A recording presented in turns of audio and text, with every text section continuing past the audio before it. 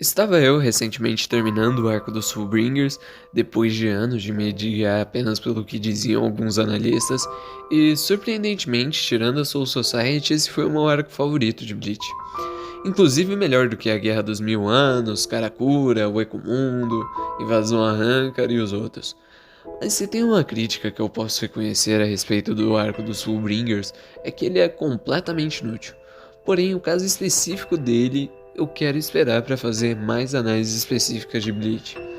Mas eu queria no vídeo de hoje trazer a respeito do que faz um arco ser considerado útil ou não dentro da ficção.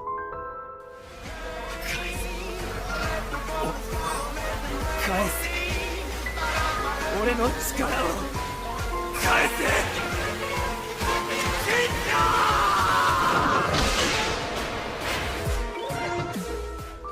Comumente, a forma de medir a importância de um arco é medir as coisas que ele mudou em relação à narrativa.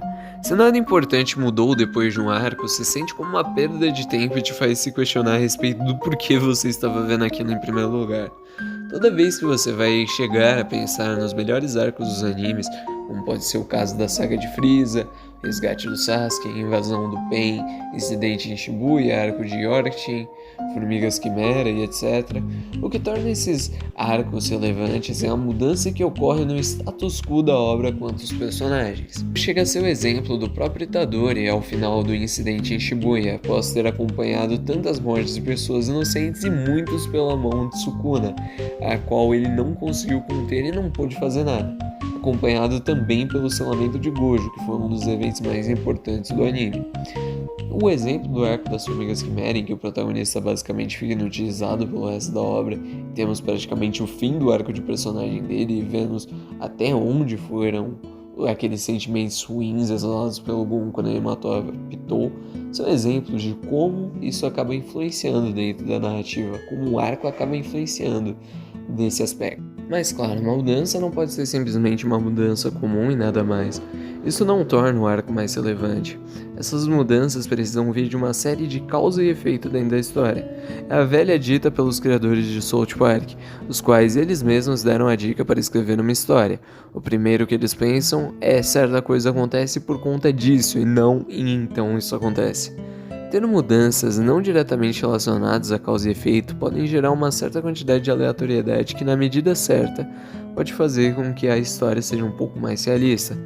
Porém, algo que se tem que adicionar é como essas mudanças afetam os personagens. Afinal, uma história é mais sobre os personagens do que sobre o mundo que os rodeia. É necessário que um bom arco mude como esses personagens se enxerguem, as dinâmicas dele. E se não existe e nada disso, não existe propósito para esse arco existir. E é isso que, apesar de eu gostar do arco dos Fullbringers, eu consigo admitir que é muito pouco relevante para o que acontece no resto da história, e não afeta muito as dinâmicas entre os personagens, mesmo gostando do trato que é dado ao Ichigo durante os capítulos. Também temos que distinguir os eventos que são realmente importantes e trazem mudanças para a obra, daqueles que apenas parecem ser importantes quando em realidade não estão mudando nada disso.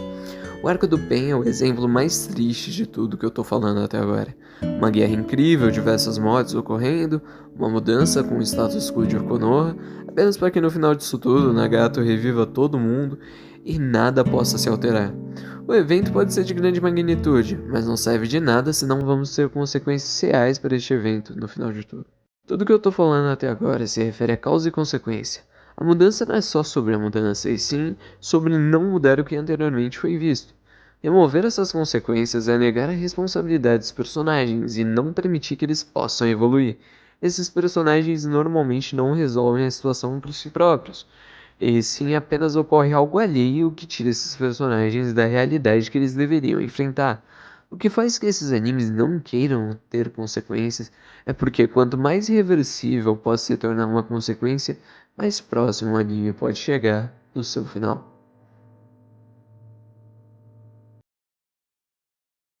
Enfim, no geral é isso, mais um vídeo curto aí, eu espero que vocês tenham gostado e se você gostou, curte, compartilha, se inscreve e claro, comenta qual arco você considera inútil ou qual arco você acha que poderia ter mais potencial que não foi totalmente explorado. Bem, sem mais o que dizer, até a próxima.